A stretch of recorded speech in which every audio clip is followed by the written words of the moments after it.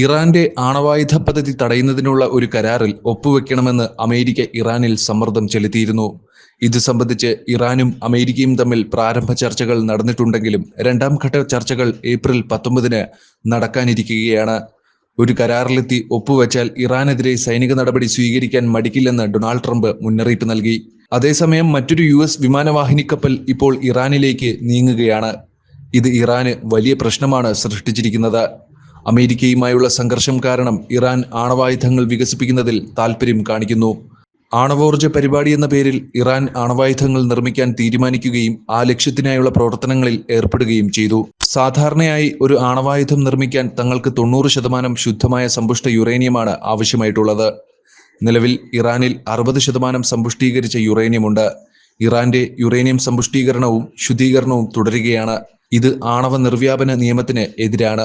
അതുകൊണ്ടാണ് Iran ആണവായുധങ്ങൾ വികസിപ്പിക്കരുതെന്ന് America വാശി പിടിക്കുന്നത്.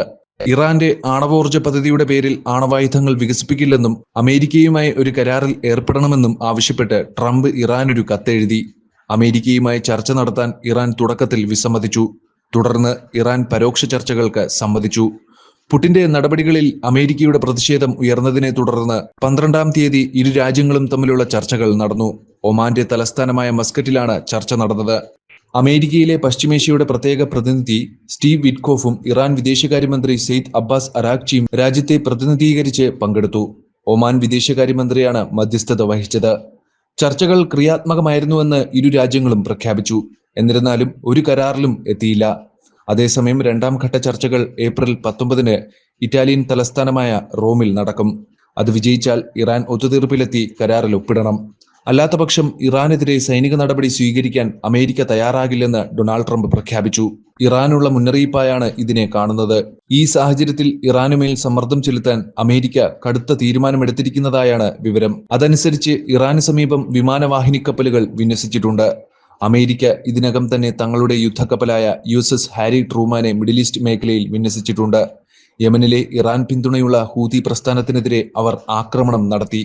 ഇതിനടുത്തായി USS കോൾ വിൻസൺ ഇറാനടുത്ത് നിലയുറപ്പിച്ചിട്ടുണ്ട്. ഈ യുദ്ധക്കപ്പൽ അറബിക്കടലിലാണ് നിലയുറപ്പിച്ചിരിക്കുന്നത്. USS call Vinson Persian Gulf ലക്ഷ്യമാക്കി വേഗത്തിൽ പറക്കാൻ തയ്യാറാണ്. ഇത് ഇറാന് വലിയ രീതിയിലുള്ള പ്രശ്നമായിരിക്കും സൃഷ്ടിക്കുക.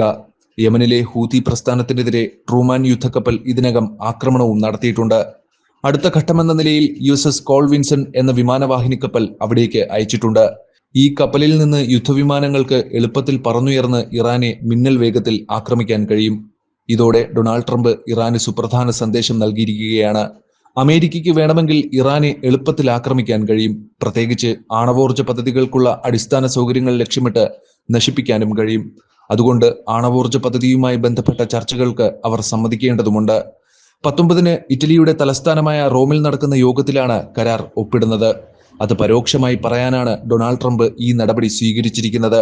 ഇത് ഇരു രാജ്യങ്ങളും തമ്മിലുള്ള സംഘർഷം വീണ്ടും വർദ്ധിപ്പിച്ചിരിക്കുകയാണ്.